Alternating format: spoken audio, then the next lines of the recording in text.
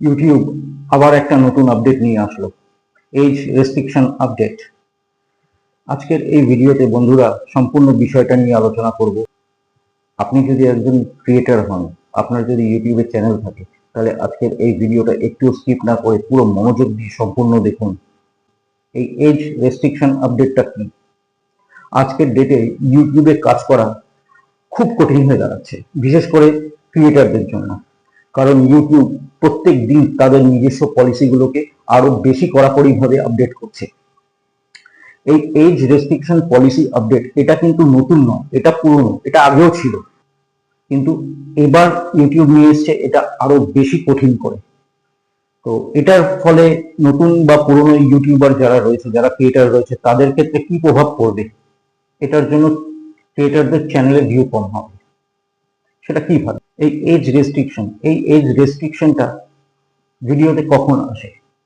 যখন কোনো ক্রিয়েটার কোনো ভিডিও আপলোড করবে, তখন ইউটিউব সেটা ভেরিফাই করে সেই ভিডিওটার সাবজেক্টটা কি আছে, সেটা বাচ্চাদের কন্টেন্ট আছে না বড়দের কন্টেন্ট আছে। এবার এই ব্যাপারটা ইউটিউবের জায়গায় ঠিক আছে, এজ রেস্ট্রিকশন লাগানো উচিত। যেমন এমন কোনো ভিডিও যেটার মধ্যে হয়তো গালিগালাজ আছে, বা কোনো অশ্লীল কিছু রয়েছে, বা হিংসাত্মক কিছু দৃশ্য দেখাচ্ছে, মারপিটের দৃশ্য, সেগুলো তো বাচ্চাদেরকে দেখানো যায় না, বা বাচ্চাদের সাথে শেয়ারও করা যায় না, একটা খারাপ প্রভাব পড়বে বাচ্চাদের ওপরে। তো সেই সমস্ত ভিডিওগুলোকে ইউটিউব এজ রেস্ট্রিকশনের মধ্যে ক্যাটাগরিতে ফেলছে, এজ রেস্ট্রিকশন দিয়ে দিচ্ছে। এটা ঠিকই আছে, এই জায়গাটাতে দেখলে ইউটিউব এটা ঠিক কাজ করছে। আগে এই ব্যাপারটা ভেরিফাই হতো ইউটিউবের এমপ্লয়িরা প্রত্যেক ভিডিও রিভিউ করতো, রিভিউ করে যদি বুঝতো এই কন্টেন্ট, এই ভিডিওটা 18+ এর জন্য আছে, তারা সেই ভিডিওর উপরে এজ রেস্ট্রিকশন দিয়ে দিত। কিন্তু এখন ব্যাপারটা হয়ে গেছে পুরোপুরি এআই জেনারেটেড। যবে থেকে এআই এসছে, আর ইউটিউব অ্যালগোরিথমের সাথে যবে থেকে এআই ইন্টিগ্রেট হয়েছে, তবে থেকে কিন্তু এই রিভিউগুলো ইউটিউবের কোনো এমপ্লয় করছে না, এগুলো করছে সমস্ত কিছু এআই। যত ভিডিও আপলোড হবে সেই ভিডিওগুলোকে এআই ভেরিফাই করবে, এআই রেস্ট্রিকশন লাগাবে। আর এআই কি করছে, অনেক জায়গাতে ভুল করে নিচ্ছে। এবার কি ভুল? কারণ এআই একটা সিস্টেম, একটা প্রোগ্রাম মাত্র। একটা মানুষ একটা ভিডিও দেখে যে ভিডিওটা কন্টেন্ট বা বিষয় সম্বন্ধে জাজ করবে, সেটা এআই কখনো অত পারফেক্ট ভাবে কোনো দিনও করতে পারবে না। আর এই জায়গাটাতে এআই সবচেয়ে বেশি বড় ভুল করছে।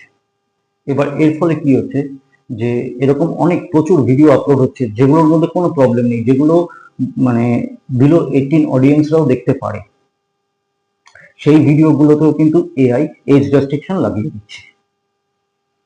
10টা ভিডিও যদি এআই এজ রেস্ট্রিকশন দিয়ে দেয়, তার মধ্যে 2টো পারফেক্ট হচ্ছে, আর 8টা ভিডিও কিন্তু নন পারফেক্ট।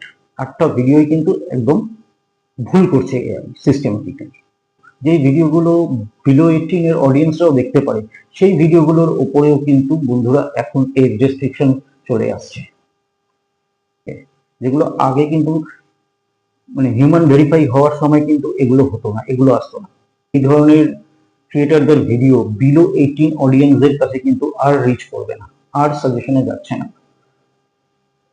সো তারা যেটা আগে দেখছিল, আগে একটা ভিউ পাচ্ছিল, সেই সমস্ত ক্রিয়েটাররা